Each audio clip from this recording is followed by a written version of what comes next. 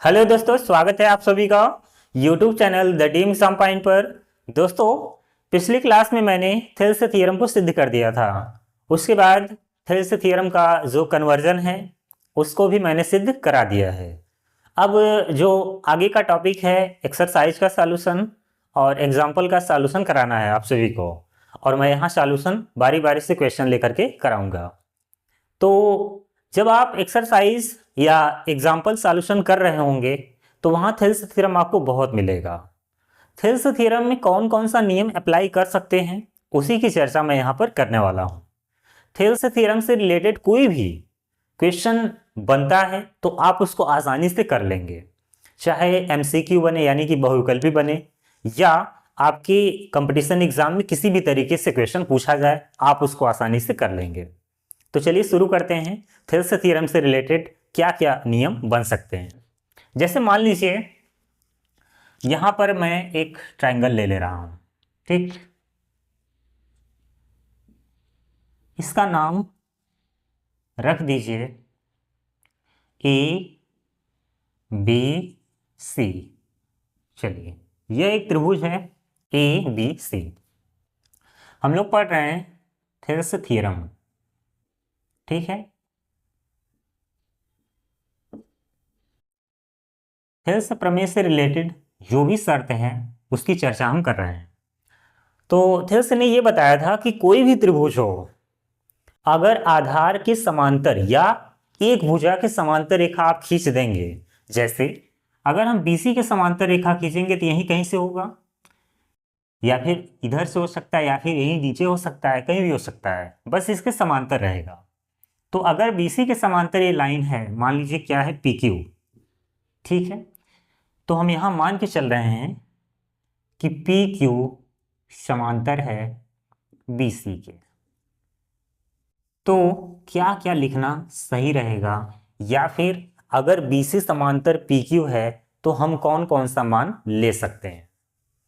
चलिए, नंबर 1, पहला तो ये ले सकते हैं कि अगर बीसी समांतर पी क्यू है तो थेल्स ने यही बताया था कि अगर एक भुजा की समांतर रेखा खींच देंगे तो वह रेखा अन्य दो भुजाओं को जिन दो बिंदुओं पर प्रतिच्छेद करती हैं वे बिंदु भुजाओं को समान अनुपात में विभाजित करते हैं। यानी हम लिख सकते हैं AP बटा PB बराबर AQ बटा QC, इसको लिख सकते हैं, ठीक। तो ये रहा पहला नियम। नंबर 2, ठीक है। ये मैं इसलिए बता रहा हूं ताकि जब आप एग्जाम्पल का सॉल्यूशन कर रहे हो या फिर एक्सरसाइज का सॉल्यूशन कर रहे हैं तो वहां आपको कोई दिक्कत ना हो, ठीक। दूसरा नंबर ये हो सकता है, थेल्स ने ये बताया था कि अगर बीसी समांतर पीक्यू हो गया या फिर कोई रेखा के समांतर आपने रेखा खींच दिया तो आप उसको कई तरीके से लिख सकते हैं। एक तो ये होता है तरीका, दूसरा ये भी लिख सकते हैं कि AP बटा AB, यानी AP बटा AB। तो ठीक जैसे आपने यहां लिया है, इस साइड लिया है, उसी तरह से उस साइड भी आपको लेना है। AP यानी उस तरफ क्या हो जाएगा, AQ, और यहां पूरा है तो यहां AC हो जाएगा। ये हो गया नंबर 2। नंबर 3, ठीक है। अब देखिए, और एक चीज और ध्यान दीजिएगा, जैसे आप ले रहे हैं AP बटा PB या बराबर AQ बटा QC, तो आप इसको पलट भी सकते हैं, पलटने में कोई दिक्कत नहीं है। आप इसको PB बटा AP बराबर QC बटा AQ लिख सकते हैं, कोई दिक्कत नहीं है। ऐसे यहाँ पर भी इसको पलटा जा सकता है आसानी से।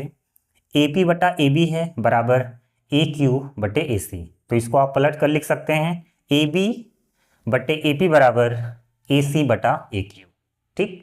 और क्या क्या लिखना सही रहेगा, तो यहां पर आपने लिखा AP बटा AB, तो ऐसे आप लिख सकते हैं AB बटा PB बराबर AC बटा QC, ऐसे भी लिख सकते हैं, ठीक है। तो इस बात को आप हमेशा याद रखिएगा।